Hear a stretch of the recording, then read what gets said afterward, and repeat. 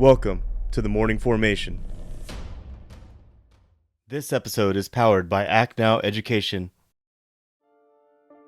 Warriors, fall in. It's time for formation. Today, folks, I have a great friend of mine that I had the fortune to meet in person at the Military Influencer Conference in Las Vegas just, 2 years ago, right? And we interviewed her when she was running her last nonprofit. And since then, she's transitioned her nonprofit, which still focuses generally on the same concept of helping our rural veterans that are living out away from the city that may have a little bit more difficulty getting the resources that are necessary for them to get jobs, find homes, and things like that. So today I have Michelle Lang on the Morning Formation Podcast. Michelle, thank you for joining me today. How's it going? Thanks for having me back. It's an absolute honor, and it's an absolute honor to be in your circle, or at least I hope I'm in your circle.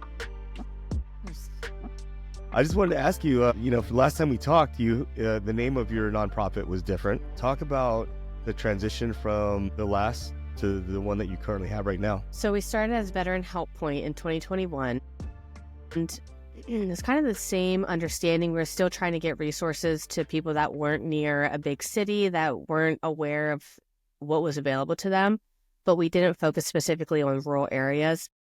But last year in June, I held an event specifically for rural veterans in my hometown of Pennsylvania. And it was really overwhelming.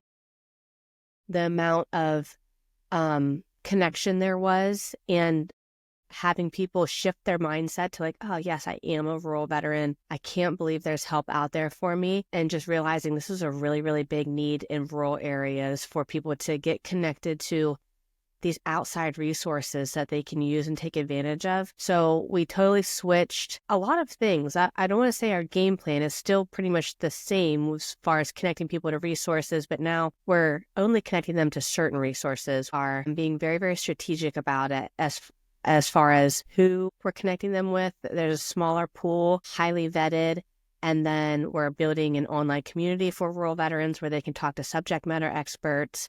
And then we do our in-person events, and eventually we want to move to helping rural veterans and their families get meaningful rural employment. That's huge. Finding genuine, authentic assistance is huge. I had a buddy of mine who is a veteran. He does real estate. And he says that it absolutely angers him, during Veterans Day when you have all these non-military real estate agents out there waving the flag saying, we support this, we support that. And really what they're going after is the dollars, right? They're going after the money. And there's really no sole purpose there for them to assist. And finding that authenticity can be really, really tough for veterans. And matter of fact, I think yesterday on social media, Juan Perez, JP, was on his stories on Instagram, and he was talking about how AI was used to change his voice into saying, basically advertising like some debt service or whatever. Wow. Yeah, finding that authenticity, finding like the genuine stuff is really hard. So it's great that you're out there helping sort through, kind of being like a Yelp, I guess, of assistance for our veterans, right? Yeah. So the model we used before was we were going for like an interactive map where people could go to these physical resources no matter where they were, or they could use virtual. Sorry, I'm just getting over like the flu and it's hanging on. But now we have a much smaller pool of resources. And I keep thinking they're like the Avengers of resources, right? So this like super elite group of resources that is still very holistic, where people can use them no matter where they are, or these resources will fly them out to go, like Boulder Crest. They'll fly you out to go to Virginia or Arizona or Camp Southern Ground. So like there's so many things people can take advantage of, but they just don't know about it. Yeah, spreading awareness is really challenging. It blows my mind when veterans ask me like, well, I need help filing for my service connection. And it's like, that's anywhere. All you got to do is look it up. And, your American Legion does it. VFW does it if you want to get started with doing it and putting in for it. Beyond that, you do need to have some type of advice to find like authentic and genuine people that are actually there to help you, because it is full of folks that are just looking at the dollar signs when it comes to utilizing the service connection and the VA home loans. But overall, what are some of the resources that you connect veterans with? Because I know you just said that it's specific, right? Yeah. So before we had certain categories of help, and we basically are sticking to that. So we have benefits. We want people to be able to get good information about their benefits. We want them to be able to have solid answers and a good resource to go talk to somebody about that. We also have a homesteading resource on our community, which is big if you're in a rural area, how to grow food where you're at, take care of yourself. VA loans and real estate, which somebody just told me yesterday that 87% of veterans do not use their home loan, which is wild to me. That's like so much higher than I thought. I'm guilty. Housing, really, like housing is like the number one issue, number two issue whenever I polled people in rural areas of what they couldn't access, because there's no rentals in rural areas. It's super hard. You have to buy, but like people can't, I mean, I don't know. It's just, I'm really into helping people thrive where they're at, and this is what I want to do. And I think the VA home loan is an excellent way to do that. You can invest in real estate, you can invest in yourself and start building wealth. So I'm excited to share that with people. What other resources do we have? We have education, Act Now, entrepreneurship. I'm familiar with Act Now.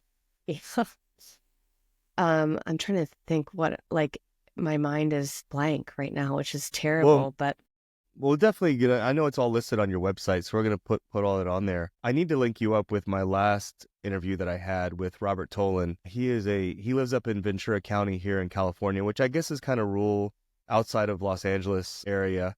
There's a little, I guess you get up to the upper parts of that county and there's a little more country, but I need you to connect with him because he is a great asset of resources and just advice, especially for the Southern California area.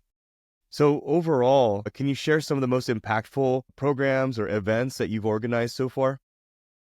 Our first big multi-day event was in June this past year in 2024. It was like a third iteration of what we've been doing, but we took it and spread it over 2 days. So we had, today we had our golf tournament and date nights. So we brought in speakers from across the country. They came in and did a Freedom First speaker panel and then turned like our little theater into a 1940s post-World War II celebration lounge. It was really, really cool. Had them talk about what freedom means to them and things like that. And that really got the community engaged, and that got other veterans that aren't used to engaging in forums like that, talking and feeling some camaraderie. So that was really, really cool. And then we had a flag ceremony. So we had one flag in the ground for every veteran that had served in that county since the Revolutionary War. So there's about 3,000 flags. That was also very cool. And then the next day was like the big event. We had veteran resources, craft vendors, food trucks, music. Tristan Trick came up. We had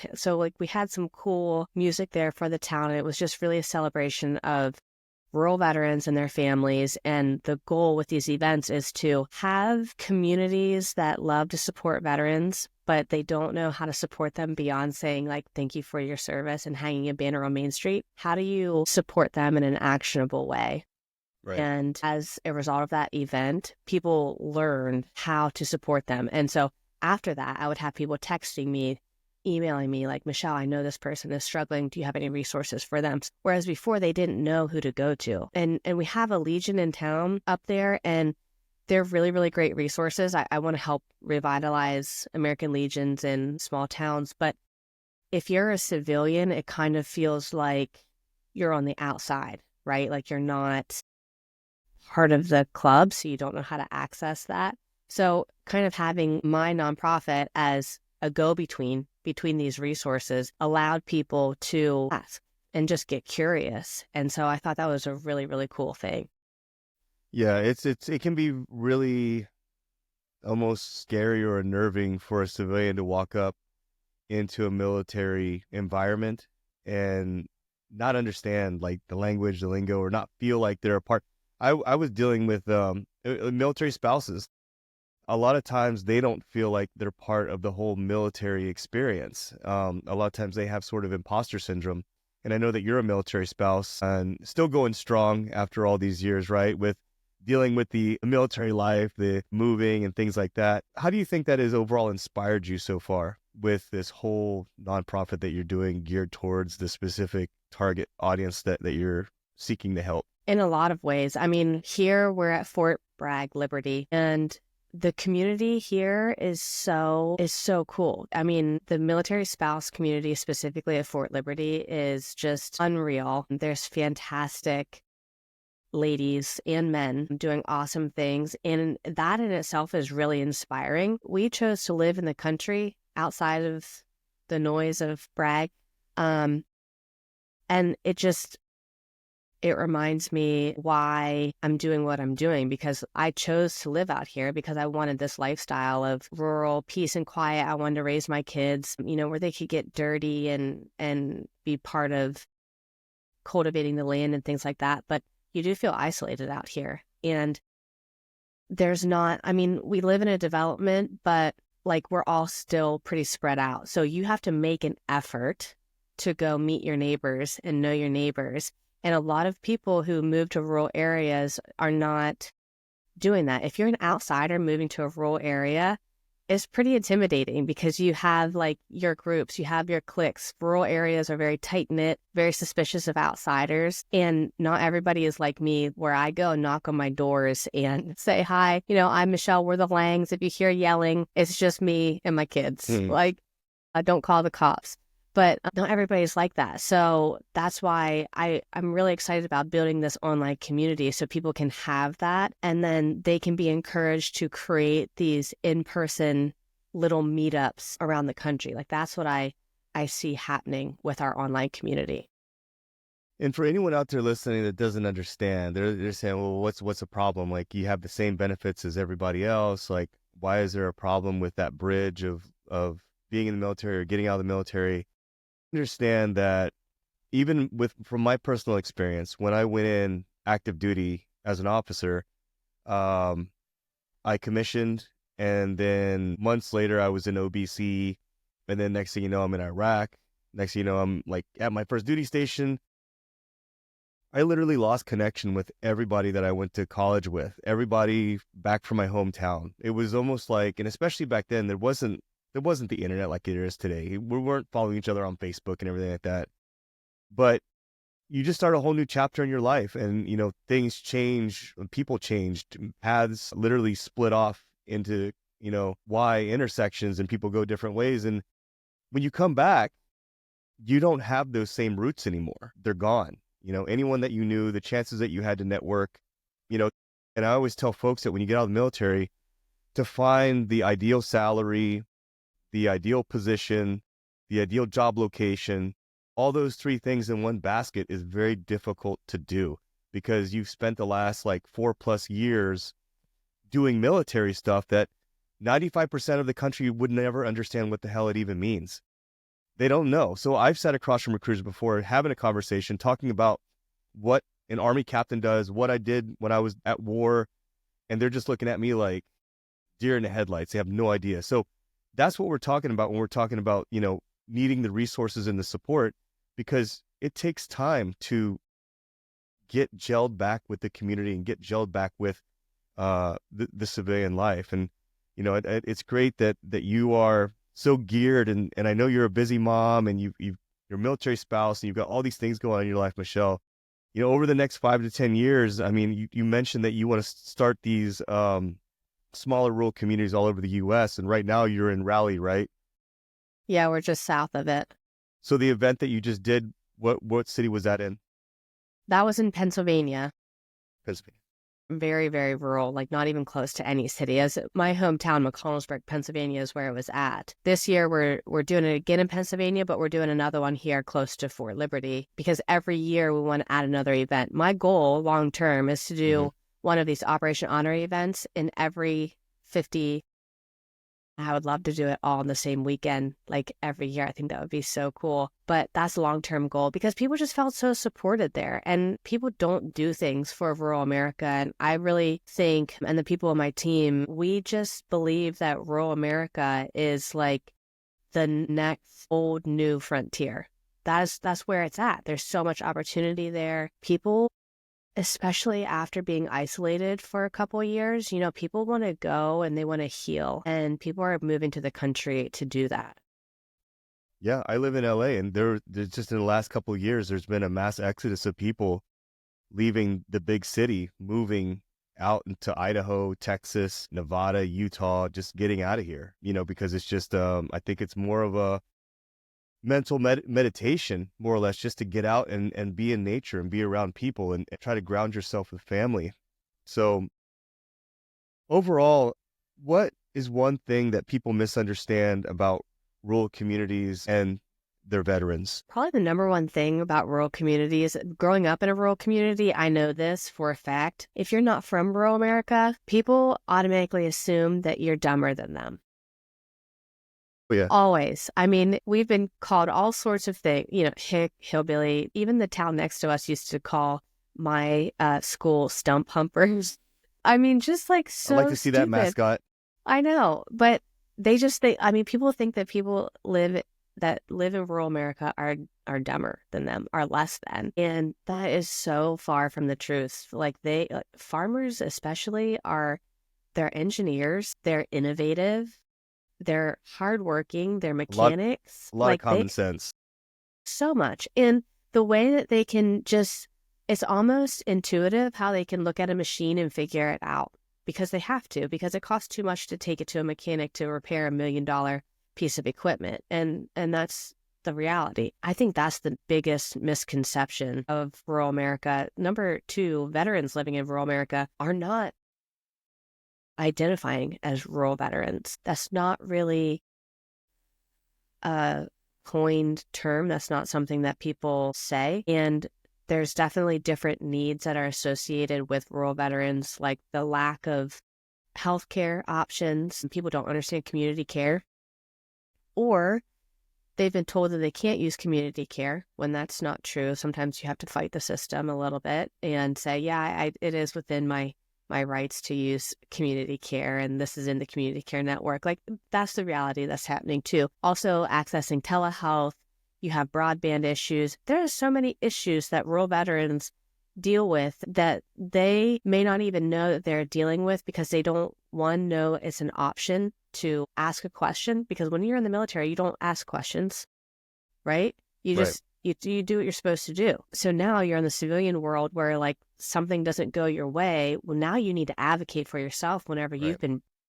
it's been beat into you not to advocate for yourself because somebody else is supposed to be taking care of you, taking care Right. of the problem. So my goal is to really open up people's eyes to the possibility of growth and thriving where they're at by just using the benefits that are available to them. Yeah, I think that's huge. One of the things I think in my intro I talk about, no, when the cadence, fades out, who's going to tell you when to pivot and how to pivot? And nobody will. And really, it's kind of a backstabbing world in a certain sense. Of my first job, coming out of the military, there were other supervisors there that literally were all about sabotaging because I was 27, I was educated, had a master's degree, came back, had combat. I basically outclassed them on paper, so they thought that I was a threat, and they treated me like so, and so it was almost sabotage sometimes. But fortunately, I did have other veteran supervisors there that were willing to help me out. But it was still a really rough storm to ride out when you're that young and you're just trying to make it. Like at the end of the day, I'd really love to hear some of your memorable success stories that you've had so far. It's been what, 3 years for you doing this, right? Mm-hmm. Yeah. Yeah. Gosh, this is the tough part because I don't often get to see the final result of people's journey and their growth. Like was it last year? I had somebody call me and she was very, very upset. It was very difficult for her to get out the words that she needed to say. She had been through a lot and she was alone in a new city and she needed support. She was very sick. Anyway, long story short, we were able to connect her with the resources that she needed to get her through that rough patch. Mentally, she was not doing well. We could connect her with people. That's what she needed. And I did have people report back to me that she was doing well and, standing on her own 2 feet again. And that's that was really good to hear, because a lot of times I just point people to resources. I do a warm handoff. I get them in the system. And then I don't know what happens to them. I work so hard with so many people. I just had another veteran in Wisconsin who transportation is an issue. He couldn't get to appointments. He couldn't get to he was battling some legal stuff too. And I was the only person that wanted to talk to him about it and pointed him to resources and kept fighting for him. And what I've learned about people that ask for help is that they are some of the most resilient, strong people, because they're out there willing to do the work and keep fighting for themselves. And I think that there's this misconception that if you ask for help that you're weak and you're not a man. But the people that I talk to that are coming to me asking for resources, whether it's I'm about to be homeless or I need help, with the VA, or I need an entrepreneurship resource. There's a whole gamut of people. The people that ask for help are the strongest people. They're the people that are willing to fight for their lives and fight for their future. And I think that's really, really important for people to remember. If you're thinking about asking for help, it takes a lot of strength to do that. Yeah, it definitely does. I know when I first got out of the military myself, I literally threw everything away. I wanted nothing to do with the military. I wanted to separate myself. I didn't want to be identified as a military. I would never talk about it really all that much. Other people would remind me about it, but I just wanted to move on with my life.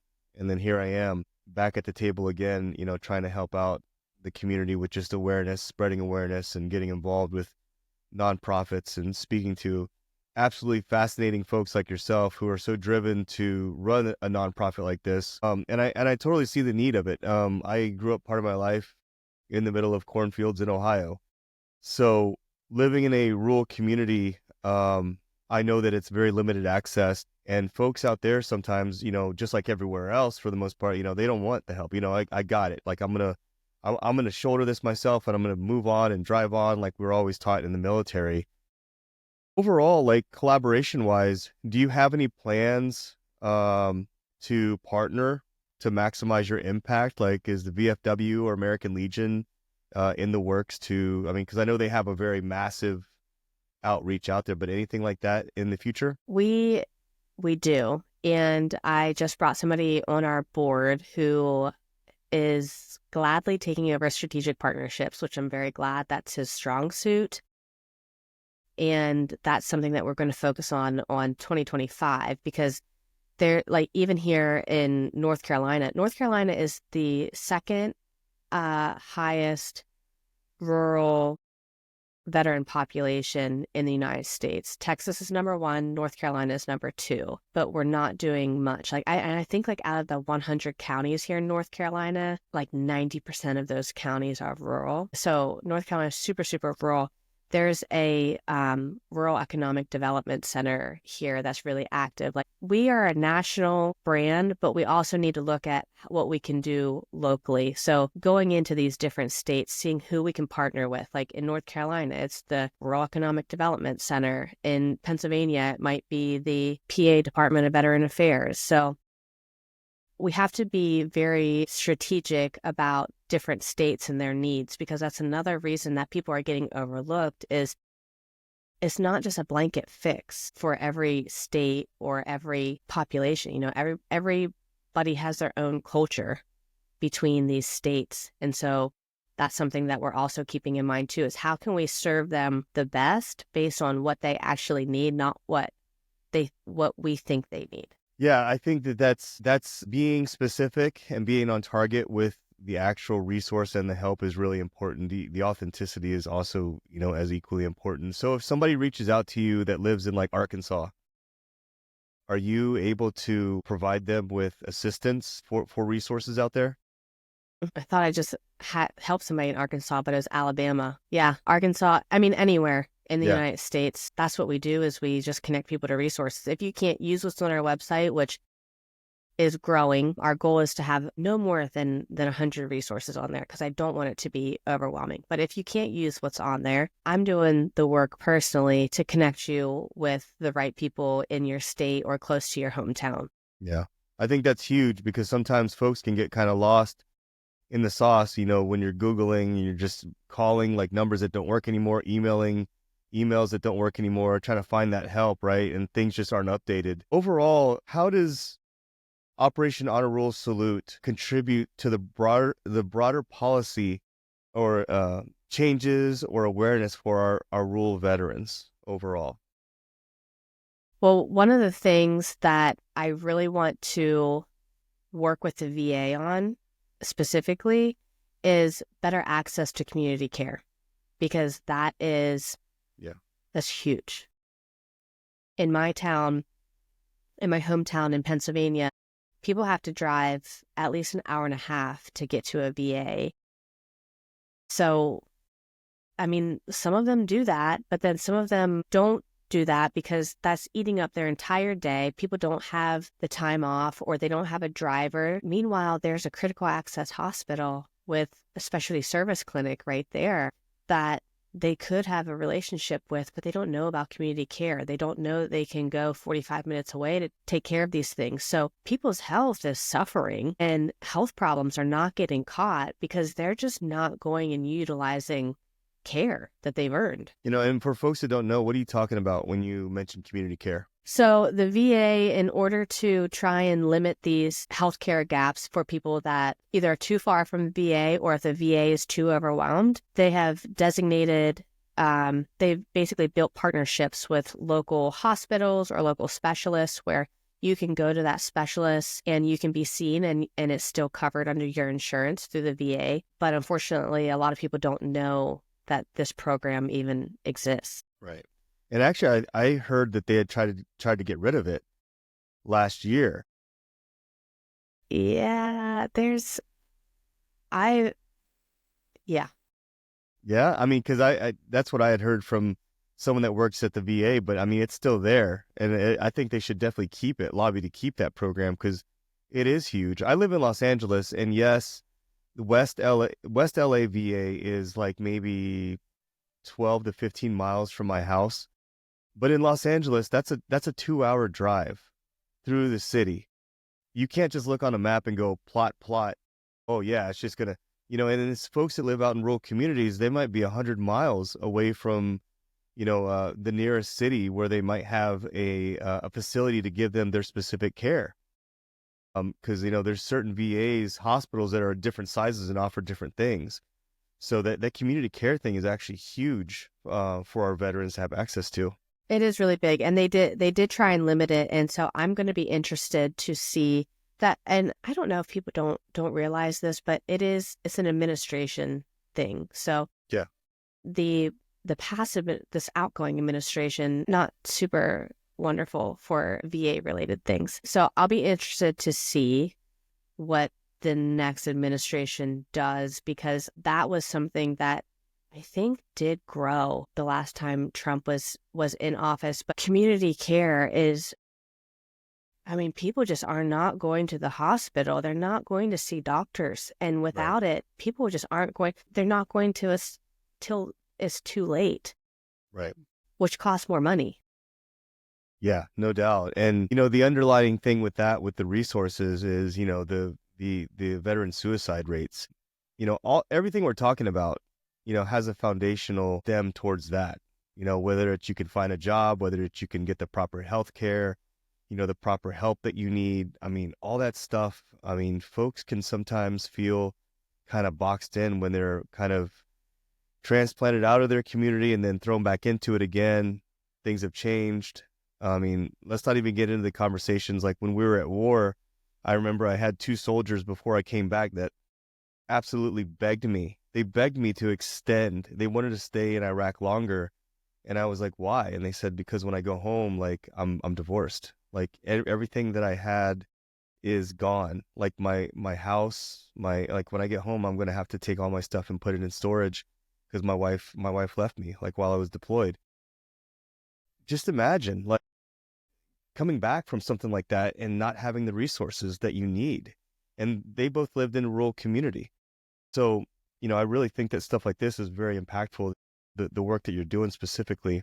I kind of know the answer to this already, but I want to really underline it. What keeps you passionate and driven about serving rural communities and the veterans out there? I mean, I'm a rural girl at heart. I am a hick.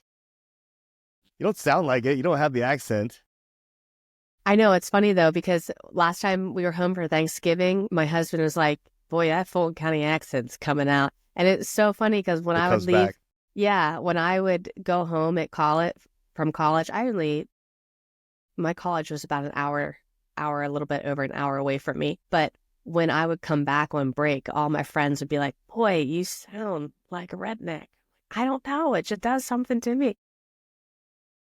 It's the same thing with me and like pidgin English when I go back to Hawaii. It's like it just comes back again. And then when I go to Ohio and I'm around my dad, it's like that Ohio accent comes back out again. And I'm sounding like a country singer. So no, I understand totally.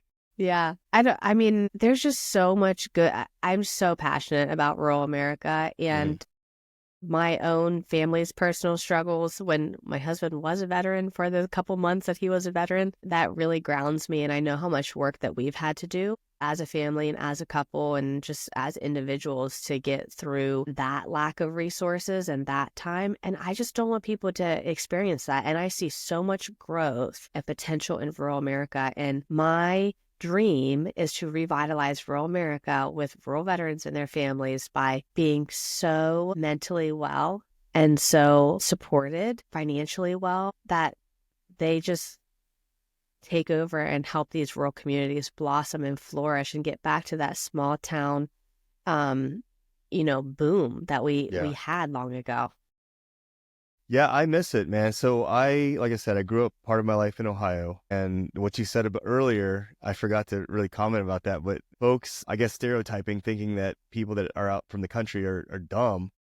That's that's not the folks from the country know how to swing an axe. They know how to like mechanically fix things. They know how to get, and I didn't know it until I moved to this giant city of LA, like how much I knew. Like people around here make me feel like Bob Vila because I'm freaking, I mean, I'll change a light fixture out and put a ceiling fan in. And they're like, oh, how'd you do that? Magic. It's like, no, it's like the wires are already there, dummy. Like you just connect the same colored wires together and put a wire nut on it. It's like, duh. But no, I totally think that like folks out, my dad is so like intuitively just good with his hands and good, just can build things. Like I envy that. And so, you're right about that. That is a misconception totally. And I'm just like, I don't know. I guess that just comes from the Beverly Hillbillies and all those sitcoms back in the day or whatever. But Well, it's my because they heart don't goes, speak properly. It's because, we don't talk right. And nobody does. I say things like, hey, you guys, you need to rent up your room. I don't know if you guys ever said that out there. That's a Pennsylvania Nope. Dutch thing, but yeah, rent up your room. We're saying things like helter skelter and all this stuff. And people are just like, you speak in another language. It's not even English. Like, that's not right. So they just think you're dumb. It's You like, know, if you, well, if you think about it, like nobody speaks correctly because you go to Boston, you go to like New England, you got the accent there. You go to Florida, they speak a certain way. You go to like New Orleans, Louisiana area, it's different. You go to out here to California, Hawaii, Texas. Everybody's got like these different accents, and I can hear it sometimes when people are talking, and I'll be like, "Are you from this state?" And usually I get it right.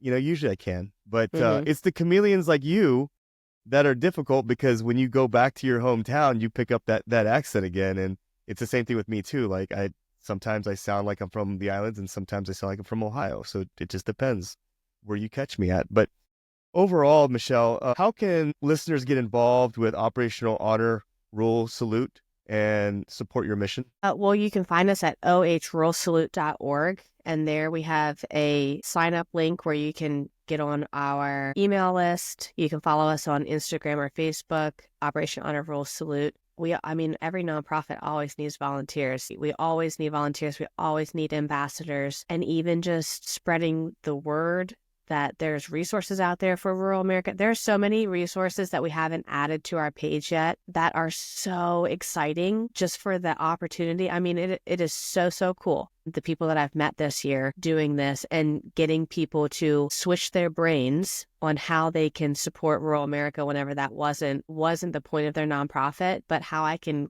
get them to lean into this audience to support them is really, really cool. So I know that's not what you asked for, but I get really excited about this. No, I can tell you're super passionate. Hell, I know you've been in it for a few years now. So you don't do something like this. I mean, usually in the first year or so, people decide, am I in this or am I out of this? So, but you've been at it, and I know you've been working extremely hard.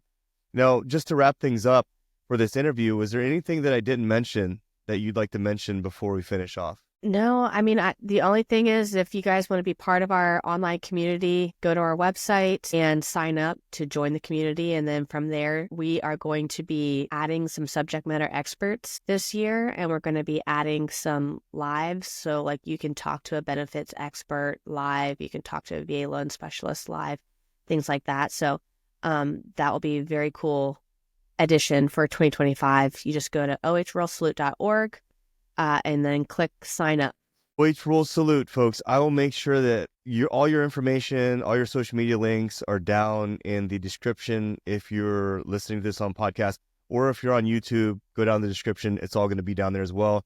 Make sure you connect with Michelle. If you're interested in being involved in a nonprofit that's very meaningful and this is close to your heart, please join the cause and help her out with getting this thing nationwide. Because like she says, she wants to touch every single state, all 50 states, maybe 51 if Canada joins us, and then Mexico joins us too, maybe 52. Who knows, right? So we'll see about that in the next 4 years. But anyways, wild times.